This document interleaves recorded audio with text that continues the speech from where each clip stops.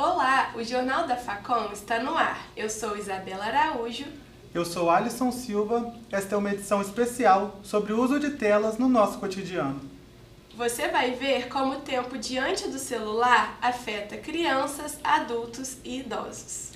As mudanças no consumo da informação e o efeito dos algoritmos. E ainda uma entrevista exclusiva com a psicóloga Raiane Oliveira. Ela explica como o tempo diante das telas traz prejuízos e dá orientações importantes para um uso mais consciente.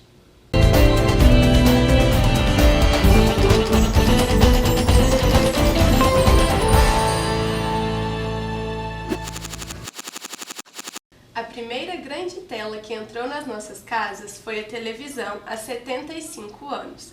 A TV chegou ao Brasil em 1950 e se consolidou anos depois como o principal meio de informação e entretenimento. Nos anos 90, com a popularização da internet, as telas começaram a se multiplicar.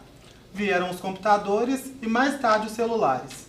Em 2007, com o lançamento dos smartphones, a tela deixou de ficar só em casa e passou a nos acompanhar o tempo todo. Hoje, além de várias telas ao mesmo tempo, temos que conviver com os algoritmos. Eles decidem quais vídeos, notícias e postagens chegam para você. Isso influencia no fortalecimento de bolhas digitais e no tempo que ficamos conectados, já que passamos a consumir conteúdos que geram identificação. Vamos mostrar como esse novo ambiente midiático trouxe mudanças importantes e também alertar para os riscos e cuidados que devem ser tomados. O contato com as telas começa cada vez mais cedo. Celulares, tablets e televisões já fazem parte da rotina de muitas crianças, seja em casa ou na escola. Mas o uso excessivo nessa fase levanta alertas sobre impactos no desenvolvimento, na aprendizagem e na socialização. Na infância, as brincadeiras são uma das atividades mais comuns, mas com o passar dos anos, virou raridade encontrar crianças brincando nas ruas. De acordo com a pesquisa feita pelo Instituto Locomotiva, em parceria com a Question Pro, para 88% dos brasileiros, as crianças não brincam mais na rua. Ao todo, a pesquisa ouviu 1.500 pessoas. Em alguns lares, essas tradições ainda se mantêm. Entretanto, alguns pais enfrentam dificuldades para que isso aconteça. O Heitor hoje é uma criança que, graças a Deus, ele brinca muito na rua, ele gosta muito de futebol, ele gosta de atividades fora das telas, mas por vezes a gente acaba perdendo essa batalha porque a gente sabe que com os colegas ou no dia a dia a gente acaba cedendo. Com os aparelhos celulares ganhando cada vez mais espaço durante o desenvolvimento infantil, o seu uso excessivo pode causar um alto impacto na saúde mental dos pequenos. A gente nota essa frustração por não conseguir fora das telas aquilo que lá a gente consegue fazer. Então ele fica muito agitado, ele fica muito frustrado e por vezes até mesmo usando com os jogos ou com os vídeos, a gente nota uma irritabilidade muito grande quando fica mais frequente. O uso de aparelhos eletrônicos dentro de casa, sem a supervisão dos pais, também tem efeitos notáveis no ambiente da sala de aula.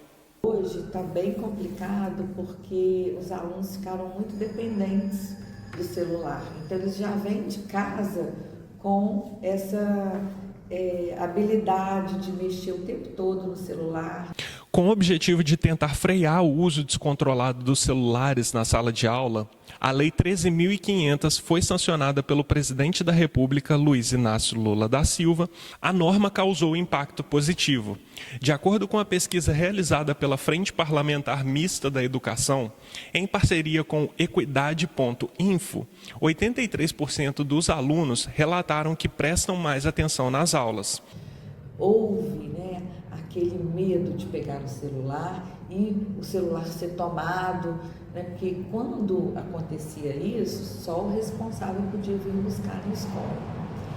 Mas com o passar do tempo, foi se afrouxando. E aí foi dependendo muito da postura e da atitude do profissional, do professor em sala. Mesmo com o uso restrito do celular no ambiente escolar, a tecnologia ainda pode ser uma grande aliada para a educação, desde que tenha alguns cuidados importantes. O celular, você não tem o controle. Agora, no computador, na sala de informática, é muito mais viável, porque ele passa atividade, ele passa ali tendo controle do que o aluno está fazendo, do que ele está vendo ali, se ele está indo para outro lugar que não é aquele que foi recomendado, que não é o site adequado. Na fase adulta, não é diferente. As telas estão em quase todos os momentos do dia, no trabalho, nos estudos e também no lazer. O problema surge quando esse tempo conectado ultrapassa os limites e começa a interferir no sono, na produtividade e na qualidade de vida. Para muitos, o uso de telas já começa pela manhã, com um simples ato de desligar o despertador. O uso então vai se estendendo ao longo do dia. Computadores se tornam instrumentos de trabalho e os celulares funcionam quase como uma parte do corpo. Uma pesquisa do Instituto Ipsos apontou que o uso de telas ocupa 12% da vida de um adulto. Isso significa que passamos cerca de 7 anos das nossas vidas em frente ao celular, à televisão, aos computadores ou aos videogames. Muitas pessoas relatam que o constante uso das telas atrapalha a rotina. Entre as queixas estão a dificuldade de concentração e a sensação de dependência. Atrapalha sim. Eu acho que até as notícias que eu leio no celular, as coisas que às vezes eu consumo, acabam me deixando ansiosa para o futuro, ou o que eu preciso fazer. E às vezes eu quero fazer alguma coisa e eu não consigo, parece que eu não consigo sair, sabe, do celular. Mas o que faz com que esse uso se torne automático? Por que as telas viciam tanto? Tem uma descarga muito rápida de dopamina e de serotonina. A gente até brinca que é a dopamina barata, porque é tão volátil que na mesma velocidade que vem, ela vai. Por isso que muitas vezes é aquela coisa dos 3 segundos iniciais do vídeo para chamar a atenção da pessoa. Quantas pessoas não conseguem assistir 1 minuto de vídeo falando sobre um tema porque, ficou chato? Esses neurotransmissores estão altamente ligados a esse vício. No consultório, são comuns relatos de ansiedade, dificuldade de concentração e até mesmo uma péssima qualidade de sono. Mas tem aqueles que conseguem lutar contra isso. Chego em casa, celular para um lado e vou fazer as outras coisas, né? Porque a gente tem que viver também. Então, assim, em casa, o celular para nada, é só para falar com os filhos mesmo. E para reduzir os impactos, a orientação é exatamente essa: estabelecer limites. Evitar de dormir com o celular do lado ou embaixo do travesseiro, para que não seja a primeira e a última coisa que a pessoa vai ver no dia. É também necessário colocar outras coisas no lugar, substituir, porque o nosso cérebro ele não funciona substituindo alguma coisa por nada. Nessa substituição, encontrar hobbies, fazer coisas que gosta, que geram prazer. Além disso, desativar as notificações e adotar aplicativos de bloqueio podem ser ferramentas para uma vida mais saudável sem dependência das telas. Neste mês, a campanha Janeiro Branco reforça a necessidade de falar sobre saúde mental e emocional. A campanha alerta para os impactos do estresse, da sobrecarga e da pressão do dia a dia e reforça a importância de reconhecer limites e procurar ajuda quando necessário. O apoio pode ser encontrado na Unidade Básica de Saúde, UBSs, no Centro de Atenção Psicossocial, CAPS, ou por meio do Centro de Valorização da Vida, CVV, pelo telefone 188 ou chat online no endereço cvv.org.br. Para a terceira idade, a tecnologia pode aproximar pessoas e facilitar o acesso à informação e aos serviços. Mas sem a orientação adequada, o excesso de telas e a falta de inclusão digital podem se tornar obstáculos, trazendo dificuldades e até isolamento. O celular já faz parte da rotina de milhões de brasileiros. Para muitos idosos, ele acompanha desde a hora de acordar até o fim do dia. Mensagens, vídeos e redes sociais ocupam cada vez mais espaço na rotina de pessoas com mais de 60 anos. O uso do celular no meu dia a dia era somente de noite ou para telefonar realmente. Mas ultimamente, por causa de rede social, a gente acaba, na hora de dormir, mexo muito no celular, é a hora que eu vou responder, é a hora que eu vou ver bobagem, né? Que eu sei que é bobagem, que não vai me acrescentar em nada. O uso da internet entre os brasileiros com 60 anos ou mais deu um salto nos últimos 5 anos. De acordo com a pesquisa do Instituto Brasileiro de Geografia e Estatística, o IBGE, em 2019, cerca de 45% dos idosos usavam as telas. E em 2024, esse número chegou a 70%. Enquanto alguns passam horas conectados, outros começam a perceber os limites do uso excessivo e buscam alternativas fora das telas. Eu dou aula ainda, né? Que eu dou aula online ou presencial de inglês ou italiano para viagem. Sou interessada, estou no divulgação, apesar de estar meio licenciada, mas estou no grupo. Mesmo com o aumento do uso, muitos idosos não recebem a orientação adequada, o que amplia desigualdades e aumenta a vulnerabilidade a golpes, desinformação e dependência digital. Você tem, por um lado, alguns idosos que atravessam a ponte no sentido da aproximação no contato social com seus familiares, com o mundo, notadamente da pandemia, e o uso da tecnologia digital, ela pode ser um abismo para a grande maioria da população idosa do Brasil, que continuam excluídos da sociedade do dia a dia e também, repito, desse mundo informacional. A tecnologia faz parte do presente, mas o desafio é garantir que ela aproxime, sem substituir o convívio, o movimento e a autonomia. E se as telas afetam diferentes gerações de formas distintas, existe algo que está presente na experiência digital de todos: os algoritmos. Na reportagem a seguir, você confere como esse sistema atua no nosso dia a dia e quais são os impactos dessa lógica digital. O consumo de informação mudou. No Brasil, mais de 1/3 da população troca a TV aberta pelo digital, segundo dados do Cantar Ibope. Com tantos celulares, telas e redes sociais, cada pessoa parece viver no seu próprio universo informacional.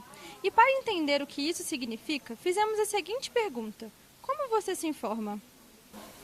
Pelas redes sociais, pelo Twitter, Instagram. Informo através de canais oficiais. Tenho me informado através de uma newsletter que eu assinei chamada The News e através do Google, por meio do site da G1. Nas redes, algoritmos são sistemas automáticos que decidem o que cada pessoa vê com base no seu comportamento, criando bolhas de conteúdo que reforçam opiniões e reduzem o contato com visões diferentes. Por um lado, eu acho muito prejudicial o fato de que, às vezes, o algoritmo ele só te dá acesso àquele determinado assunto. Aí é muito ruim porque parece que você fica confinado àquele tipo de conteúdo específico por um bom período de tempo e você não tem acesso à variedade de notícias, de outras, até de outras áreas e assuntos assim que você poderia estar tendo. 7 em cada 10 brasileiros usam as redes sociais como principal fonte de informação, mas apenas 17%, ou seja, menos que 2, confiam no conteúdo consumido. Existe um nível muito importante que se fala pouco da desinformação, que é o nível da programação algorítmica, que está relacionado não só à construção dos algoritmos de inteligência artificial, por exemplo, nas próprias plataformas digitais, que vão definir aquilo que você vai ver, mas também os bancos de dados, com os quais esses algoritmos são treinados. Sem referências comuns, os jovens e então a sociedade futura pode enfrentar mais desinformação e polarização, problemas que já se refletem na opinião pública. Vimos ao longo do jornal como o uso excessivo das telas pode trazer vários prejuízos para a rotina. E uma boa forma de dar um tempo no celular e sair de casa é apostar em programas culturais. O Cine Teatro Central volta a receber o público com as visitas guiadas, uma oportunidade de conhecer a história, a arquitetura e os bastidores de um dos espaços mais importantes de Juiz de Fora. Como vimos nas reportagens, o uso excessivo de telas não afeta apenas a nossa rotina, mas também a nossa saúde mental, a produtividade e as relações pessoais em qualquer fase da vida. Para falar sobre os impactos desse hábito no dia a dia, eu e a repórter Ana Elisa Mello conversamos com a psicóloga Raiane Oliveira, que dá orientações importantes sobre o uso consciente das telas. Vamos conferir um trecho. A gente sente que não tem tempo para nada, né? Mas a verdade é que a gente tem tempo. O problema é que a gente está jogando esse tempo com base no aplicativo, né? Então a gente não usa o aplicativo que usa a gente. As telas que têm nos usado, né? Elas que têm nos controlado. Então, a gente tende a usar mais de forma intermitente, né? Porque quando a gente usa ali 10 minutos, usa meia hora ali, usa na hora do almoço. E aí, quando a gente soma essas horas, dá 4, 5 horas por dia, a gente não percebeu, porque não foi 5 horas contínuas. 5 horas contínuas realmente é difícil a gente ficar. Mas 10 minutinhos, 15 minutinhos, 20 minutos, ao longo do dia, dá esse somatório de horas. E a gente não está acostumado mais a ter tédio, né? É tomar banho ouvindo música, é ir no mercado ouvindo um podcast, lavar a louça ouvindo uma série, ouvindo um podcast também, vai almoçar, coloca uma série. Então a gente desacostumou a ter o tédio. E aí esse desacostumar, como que a gente vai conseguir, por exemplo, ter criatividade? O tédio ele é criativo, né? A gente precisa ter esse ócio para poder perceber coisas que a gente não percebe no dia a dia, porque a nossa atenção está concentrada na tela. Essa é uma questão complexa, e a psicóloga Rayane mostra pra gente que a tecnologia é um desafio muito maior do que podemos imaginar para todas as gerações. Para assistir a entrevista completa, é só acessar o QR Code que aparece aqui na tela. O último Jornal da Facom da turma A de 2025 fica por aqui. Obrigada pela companhia e um ótimo 2026 para você!